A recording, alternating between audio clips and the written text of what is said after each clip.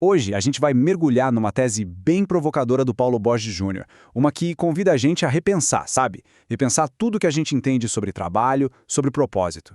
A proposta aqui é olhar para esses temas com uma lente bem diferente, a do empreendedorismo. Então se prepara porque essa ideia pode mudar não só o jeito que a gente vê nossos projetos, mas até mesmo a história como a conhecemos. E a análise já começa com essa frase, que é um verdadeiro soco no estômago de tudo que a gente aprendeu. Se quer ter paz, fracasse. Parece um absurdo, né? Mas vamos pensar um pouco. Ninguém vai incomodar uma pessoa que fracassou. Ninguém pede dinheiro, ninguém fica cobrando coerência, ninguém faz exigência nenhuma. O fracasso, de um jeito bem esquisito, traz uma paz. É a tranquilidade que vem justamente da falta de demandas. E é exatamente isso que nos leva para a primeira grande ideia aqui, o paradoxo do sucesso. A gente vive com essa ilusão de que a prosperidade vai trazer calma, vai trazer paz, mas a realidade muitas vezes é o contrário. O sucesso, e não fracasso, acaba sendo a verdadeira causa do colapso. Essa é a pergunta de $1 milhão, não é? Por que uma coisa que deveria ser boa, de repente vira algo destrutivo? A resposta é bem simples e, ao mesmo tempo, brutal. Quanto mais sucesso se tem, mais demandas aparecem. É mais pressão, mais trabalho, mais gente querendo um pedaço. O sucesso, na verdade, aumenta a carga. E se a base não estiver muito, mas muito bem preparada, tudo vem abaixo. A analogia perfeita para isso é a de um prédio, de um edifício. Imagina só, alguém planeja um prédio de 10 andares, mas constrói a fundação, a base, que só aguenta 3.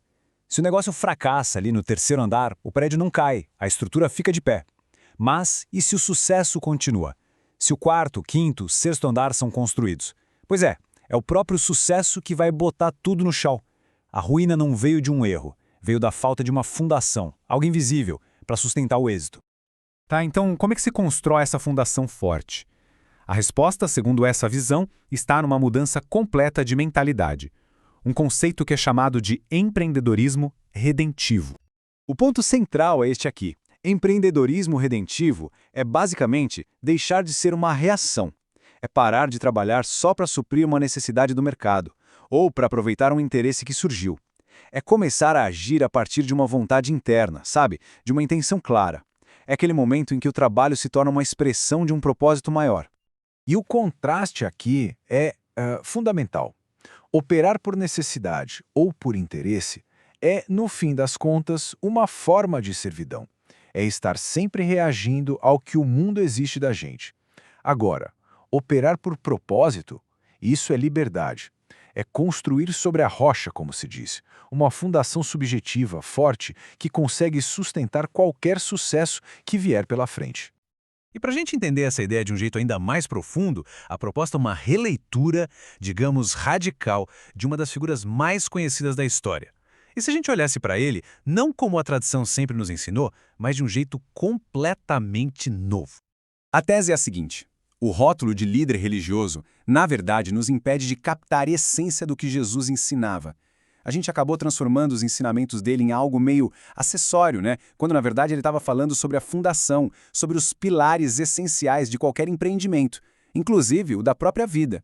A evidência para isso estaria nas próprias palavras dele. Ele não se descrevia usando figuras religiosas. Ele se apresentava como um construtor, um pastor, um viticultor. Todas as metáforas que usava para si mesmo vinham do mundo dos negócios, do trabalho. Ele falava sobre gestão, sobre criação de valor, sobre propósito. E isso nos leva a uma distinção que é, olha, o coração de toda essa filosofia. A diferença, que é um abismo entre ser um empresário e ser um comerciante. São dois universos completamente diferentes. O empresário, nessa visão, é aquele que age por um propósito. Ele cria algo de valor, um valor intrínseco. Já o comerciante, ele apenas reage. Ele aproveita uma oportunidade, explora uma situação. Um opera no mundo humano, da intenção, o outro no mundo animal, do puro oportunismo. E com essa lente, aquela cena clássica no templo ganha uma outra luz, não é mesmo? A indignação de Jesus não seria contra o negócio em si, mas contra a sua corrupção.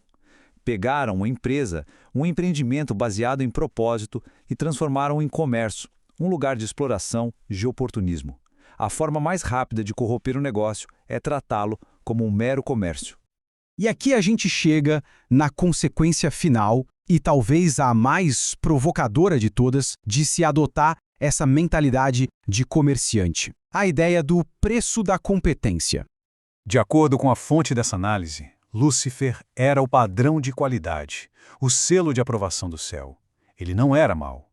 Então, o que foi que aconteceu? O que causou a queda? A resposta é chocante. A queda não aconteceu quando ele pensou em fazer algo errado. Aconteceu no exato momento em que ele decidiu tirar proveito comercial da capacidade que ele tinha. No instante em que ele colocou um preço na sua própria competência, ele vendeu a alma.